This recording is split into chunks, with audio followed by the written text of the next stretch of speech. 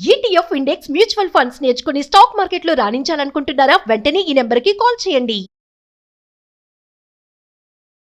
Hello నమస్తే welcome to Suman TV. ప్రస్తుతం అయితే మనం చూస్తున్నాం రెండు రాష్ట్రాలని కూడా భారీ వర్షాలు గడగడలాడిస్తున్నాయి. అంటే ఏ ప్రాంతంలో మనం చూసుకున్నా కానీ దీని తీవ్రత అనేది ఎక్కువగా అయిపోయింది. అయితే ఇలాంటి టైంలో ప్రజలు ఎలాంటి జాగ్రత్తలు తీసుకోవాలి అండ్ ఇలా జరిగినప్పుడు పోలీసులు తీసుకునే చర్యలు ఏంటి అనే దానిపైన మనతో పాటు ఈరోజు మాట్లాడడానికి మన స్టూడియోలో ఉన్నారు పోలీస్ డిపార్ట్మెంట్ నుంచి మధు గారు. వీరితో మాట్లాడి మరికొన్ని విషయాల్ని తెలుసుకుందాం. హలో అండి మధు గారు, నమస్తే. సో చూస్తున్నాం కదా మనకంటే ఈ వీక్ నుంచి కూడా లాస్ట్ వీక్ అంతా కూడా మనకి బాగా వర్షాల తీవ్రత అనేది పెరిగిపోయింది. అండ్ మనకి తెలంగాణలో చూసుకున్నా అటు ఏపీలో చూసుకున్నా కానీ భారీ వర్షాలతో చాలా ప్రాణ నష్టము, ఆస్తి నష్టము అన్ని చాలా జరుగుతూ వస్తున్నాయి. అంటే ప్రజలు ఎలాంటి జాగ్రత్తలు తీసుకోవాలి అసలు, అంటే వాళ్ళ సేఫ్టీ ప్రికాషన్స్ పట్ల పోలీసులు ఎలా యాక్షన్ తీసుకుంటారు అనేది మీరు మాకు ఈరోజు చెప్పాలి. తప్పకుండా మేడం. ఫస్ట్ ఆఫ్ ఆల్ ఏంటంటే మనకు గత కొద్ది రోజులుగా ఒక 1 వీక్ నుంచి ముఖ్యంగా రెండు రాష్ట్రాల్లో కూడా రెడ్ అలర్ట్ ప్రకటిస్తున్నారు. కరెక్ట్. ఎప్పుడైనా సరే ఇండియన్ మెట్రలాజికల్ డిపార్ట్మెంట్ అనేది మన వాతావరణ శాఖ ఎప్పుడు దీన్ని అబ్జర్వ్ చేస్తూ ఉంటుంది. వాళ్ళు మనకు వెదర్ ఫోర్కాస్ట్ ని ఎప్పటికప్పుడు ఎవ్రీ 1 అవర్కి బులెటిన్ రిలీజ్ చేస్తూ ఉంటారు. ఎగ్జాక్ట్లీ. సో ప్రెస్కి ఇస్తారు, కొంత సోషల్ మీడియాకి ఇస్తారు, కొంత అండ్ పర్యవేక్షణ కోసం అడ్మినిస్ట్రేటివ్ డిపార్ట్మెంట్స్ అన్నిటికి కూడా ఇస్తుంటారు. ఓకే. సో ఇందులో మనం గమనించవలసింది ఏంటంటే కొంచెం అప్డేటెడ్ గా ఉండాలి. చాలా మందికి వర్షం అంటారు, ఏదో ముసురు వచ్చింది, అంత ప్యాకప్ అయ్యి వెదర్ ప్యాకప్ అయిందని చూస్తారు తప్ప అసలు రెడ్ అలర్ట్ అంటే ఏంటి, ఎల్లో అలర్ట్ అంటే ఏంటి, ఈ అలర్ట్లు ప్రకటించినప్పుడు మనం ఏం చర్యలు తీసుకోవాలనే దాని మీద చాలా మందికి అవగాహన ఉంటుంది. ఓకే, అంటే బ్యూరోక్రసీలో పనిచేసే వాళ్ళకి ఓకే, అంటే మేము తీసుకునే చర్యలు మేము రెవెన్యూ డిపార్ట్మెంట్ తోటి ఒకవేళ నగరంలో ఉంటే నగరపాలక సంస్థ నుంచి కోఆర్డినేట్ అయ్యి తర్వాత డిజిటల్ మేనేజ్మెంట్ ఫోర్స్ నుంచి కోఆర్డినేట్ చేసి మేము చర్యలు తీసుకుంటాము, అది ఓకే. బట్ ఇండివిజువల్ గా తీసుకునే చర్యలు కొన్ని ఉంటాయి. సో వాటి మీద డెఫినెట్ గా ఫోకస్ చేయాలి. ముందుగా అంటే ఈ రెడ్ అలర్ట్ ఏ బేస్ చేసుకొని ఇస్తారంటారు మేడం? వర్షపాతం యొక్క తీవ్రతను బేస్ చేసుకొని ఇస్తారు. మామూలుగా అయితే వర్షం 204.6 mm వర్షపాతం ఉంటే ఒక 24 hours లో గనక దాన్ని రెడ్ అలర్ట్ గా ప్రకటిస్తారు. అంటే ఎలా మెజర్ చేస్తారు? దాన్ని మనకు చాలా మందికి ఎంఎం అని చెప్పి 1 mm 6 mm అట్లా ఇంత వర్షపాతం కురిసిందని చెప్తుంటారు. అది ఎలా కొలుస్తారంటే మేడం, ఒక స్క్వేర్ మీటర్ ప్రాంతంలో 1 లీటర్ వాటర్ పోసినట్లయితే అది ఆక్యుపై చేసిన ప్లేస్ ఏదైతే ఉంటుందో దాన్ని మనం 1 mm గా అనుకుంటాం. ఓకే. సో రెడ్ అలర్ట్ కి 204.6 mm water in the sense అంటే ఆ 1 మీటర్ స్క్వేర్ యార్డ్ లో 200 లీటర్ల నీళ్లు కానీ పోస్తే ఎంత థిక్ ఎంత విడ్త్ ని అది ఆక్యుపై చేస్తుందో దాన్నే అంత పెద్ద వర్షంగా మనం ట్రీట్ చేస్తాం. కాబట్టి ఇక్కడ మనం గమనించవలసింది ఏంటి, మనం అర్థం చేసుకోవాలి. అంటే నగరంలో కానీ చిన్న గ్రామాల్లో కానీ ఎక్కడైనా కానీ 8 mm 6 mm వర్షపాతం పడితేనే అసలు అంత బీభత్సంగా ఉంటుంది. అలాంటిది 200 పడితే పరిస్థితి ఏంటి? సో అసలు ఇంకా వాష్ అవుట్ వెళ్ళిపోయే ప్రమాదం ఉంది. కాబట్టి ఖచ్చితంగా మనం రెడ్ అలర్ట్ ప్రకటించినటువంటి ప్రాంతంలో అక్కడ అధికారులు వాళ్ళకి అనౌన్స్ చేస్తారు వాట్సాప్ మెసేజ్ల ద్వారా, మైక్ సెట్స్ ద్వారా, అండ్ వాళ్ళ పాలక వర్గాలు ఉంటాయి. ఫర్ ఎగ్జాంపుల్ అక్కడ ఉన్నటువంటి వార్డ్ మెంబర్ ద్వారా, అక్కడ ఉన్నటువంటి సర్పంచ్ ద్వారా చెప్పినప్పుడు ఇమీడియట్లీ మనం ఏం చేయాలంటే సురక్షిత ప్రాంతాలకు తరలి వెళ్ళాలి. అంటే అక్కడ నుంచి కొంచెం ఎగువ ప్రాంతాలు ఉంటాయి. వర్షం ఫ్లడ్స్ ఎప్పుడు కూడా పడ్డ నీళ్ళు ఎప్పుడు కూడా డౌన్ కి వెళ్తుంటాయి కాబట్టి ఎగువ ప్రాంతానికి షిఫ్ట్ చేస్తారు. ఓకే, అంటే అంత మందిని ఇమీడియట్లీ అక్కడ నుంచి తరలించడం కుదరదు కాబట్టి ముందుగా మనుషుల ప్రాణాలు రక్షించాలి. కాబట్టి డిపార్ట్మెంట్ వాళ్ళు ఎవరైనా సరే అంటే మా బ్యూరోక్రసీ ఏం చేస్తుంది అంటే ముందుగా వ్యక్తులని సురక్షిత ప్రాంతాలకి తరలిస్తారు. అప్పుడు వీళ్ళు ఏం చేస్తారు అంటే మినిమం, ఎందుకంటే ఎక్కువ ఎక్విప్మెంట్ ఎక్కువ సామాను వీళ్ళన్నీ తీసుకురావడం కష్టం, రాకూడదు కూడా. అప్పుడు ఇంపార్టెంట్ డాక్యుమెంట్స్ ఎప్పుడు కూడా వీళ్ళు వాళ్ళతో పెట్టుకోవాలి. ఆధార్ కార్డ్ కానీ, బ్యాంక్ డీటెయిల్స్ కానీ, వాళ్ళ ల్యాండ్ కాగితాలు కానీ ఇవన్నీ కూడా దగ్గర పెట్టుకొని ఖాళీ ప్రభుత్వం అధికారులు ఏది చెప్తే అది విని ఫాలో అయితే సరిపోతుంది. So this is very important. And నగరంలో కూడా అంతే ఉంటుంది. నగరంలో ఏంటంటే విలేజ్ లో ఏం జరిగింది అంటే ఏదో చిన్న విలేజ్ ని చుట్టూ వాటర్ ముడతాయి, చుట్టూ వాటర్ చేరినప్పుడు రెస్క్యూ అనేది ఒక ఇది ఉంటుంది. బట్ నగరంలో ఏంటంటే మీకు రెస్క్యూ చేసి వేరే ప్రాంతాన్ని తరలించేంత ఇది కూడా ఉంటుంది, ఎందుకంటే మొత్తం నగరం నిండా నీళ్ళు నిండుకుంటాయి. సో ప్రాపర్ డ్రైనేజ్ వ్యవస్థ లేనప్పుడు, ప్రాపర్ ఇది లేనప్పుడు మనం చూస్తుంటాం హైదరాబాద్ లో కొన్ని ప్రాంతాలు వాటర్ తో మునిగిపోతుంటాయి. సో ఇలాంటప్పుడు కూడా ఇక్కడ రెడ్ అలర్ట్ కూడా అవసరం లేదు, ఎల్లో అలర్ట్ కూడా అవసరం. హైదరాబాద్ కి అయితే ఎల్లో అలర్ట్ కూడా అవసరం లేదు. మీకు మామూలుగా ఆరెంజ్ అలర్ట్ లో వాన కురిసిన హైదరాబాద్ మునిగిపోద్ది. సో అలా ఉంది సిస్టమ్. సో దీన్ని మనం అర్థం చేసుకోవాలి. సామాన్య ప్రజలు మనల్ని అలర్ట్ చేస్తున్నారు ప్రభుత్వ అధికారులు అంటే ఎందుకు అలర్ట్ చేస్తున్నారు, వర్షపాతంలో బయటికి వెళ్ళొద్దు అంటే ఎందుకు బయటికి వెళ్ళొద్దు అంటున్నారు, దాని మీద ఖచ్చితంగా వాళ్ళు అర్థం చేసుకోవాల్సి ఉంటుంది మేడం. అంటే వాళ్ళు చెప్పిన టైంకి కాకపోయినా కొంచెం ఇటర్ట్గా అయితే ఆ Exactly. వర్షం వచ్చేదైతే ఎగ్జాక్ట్లీ ఖచ్చితంగా ఉంటుంది తప్పకుండా ఉంటుంది. సో సేఫ్టీ ప్రికాషన్స్ ఆ రోజు మెన్షన్ చేశారు వాళ్ళు అలర్ట్ అని అంటే ప్రికాషన్స్ తీసుకునే ఉండాలని అంటారు. ఖచ్చితంగా ప్రికాషన్స్ తీసుకోవాలి అండ్ మినిమం మనకు నాలెడ్జ్ ఉండాలి మేడం. అంటే ఒక 6 mm వర్షపాతం పడ్డప్పుడు మనం ఎక్కడ వినుంటాం 6 mm వర్షపాతం పడ్డప్పుడు ఇంత వాటర్ వచ్చింది అంటే అది కాస్త పెద్దదైతే ఎంత ఉంటుంది. అండ్ ఇంకోటి ఏంటంటే వాటర్ డైరెక్షన్ ఎప్పుడైనా మనం గమనించాలి. నీళ్లు ఎప్పుడైనా ఎగురు నుంచి దిగువకు వస్తాయండి.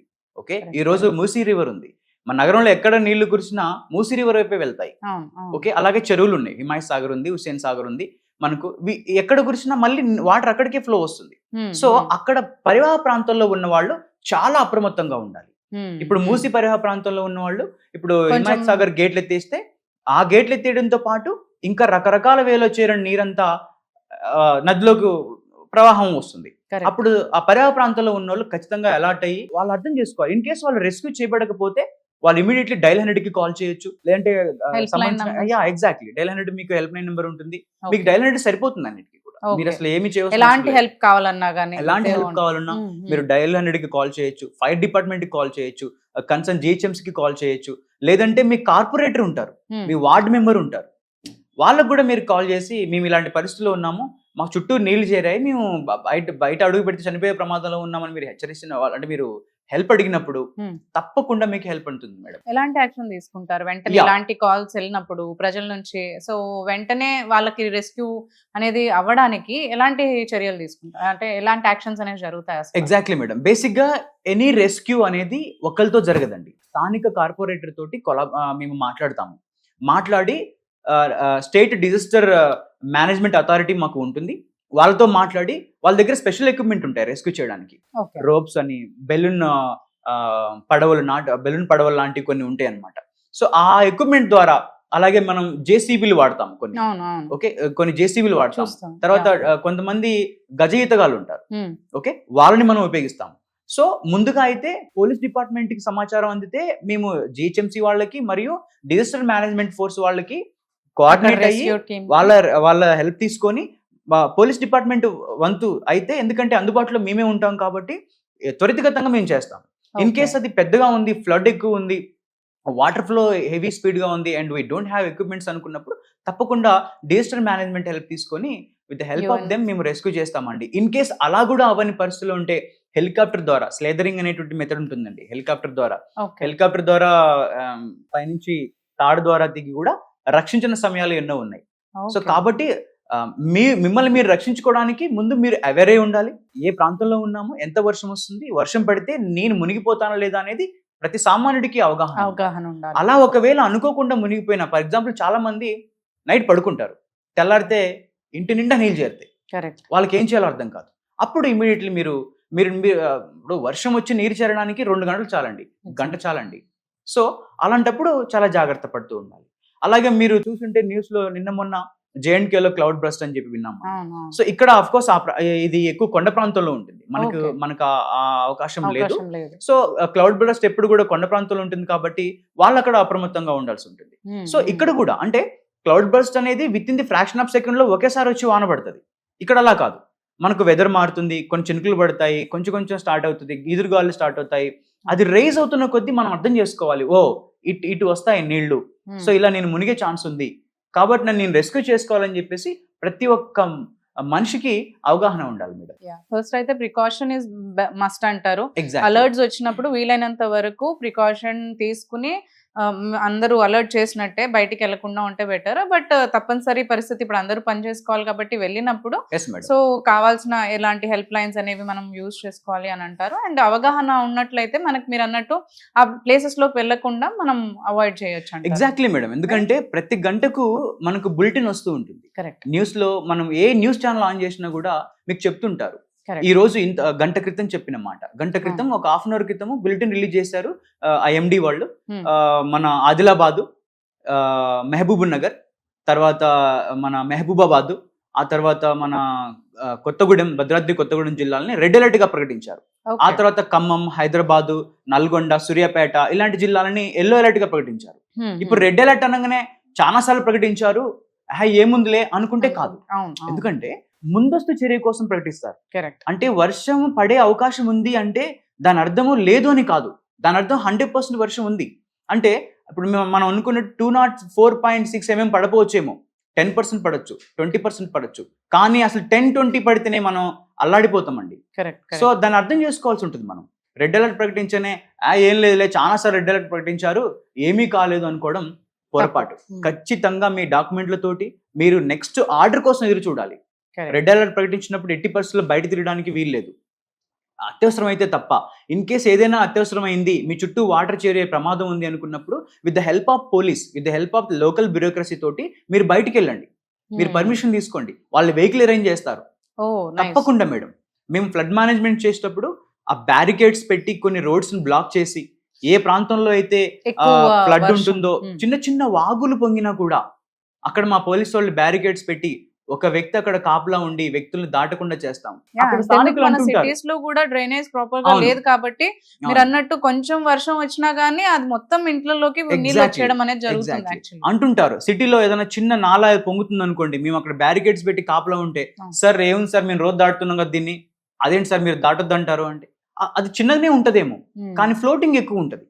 అంటే అది ఆ ఫ్లోట్ రావడానికి సెకండ్స్ లోనే వచ్చేస్తుంది, ఒక నిమిషాల్లోనే వచ్చేస్తుంది. దురదృష్టవశాత్తు మీరు దాటేటప్పుడే ఫ్లోట్ వస్తే ప్రాణం పోద్ది కదా. సో ఇలాంటివి జరగకుండా ఉండడం కోసమని మేము ప్రికాషన్స్ తీసుకుంటాము. అండ్ డెఫినెట్ గా you should help the police అన్నమాట, bureaucracy while rescuing, while doing these things. Precautionary measures తీసుకునేటప్పుడు ఖచ్చితంగా పోలీసు వాళ్ళకి మీరు హెల్ప్ చేయాల్సి ఉంటుంది. అలా చేస్తేనే మనల్ని మనం రక్షించుకుంటాము, మొత్తం వ్యవస్థని కూడా ఇలా ఫ్లడ్ లో కొట్టుకుపోకుండా మనం కాపాడగలుగుతాం మేడం. థ్యాంక్ యూ అండి, థ్యాంక్ యూ మధు గారు for sharing the information. Thank you madam.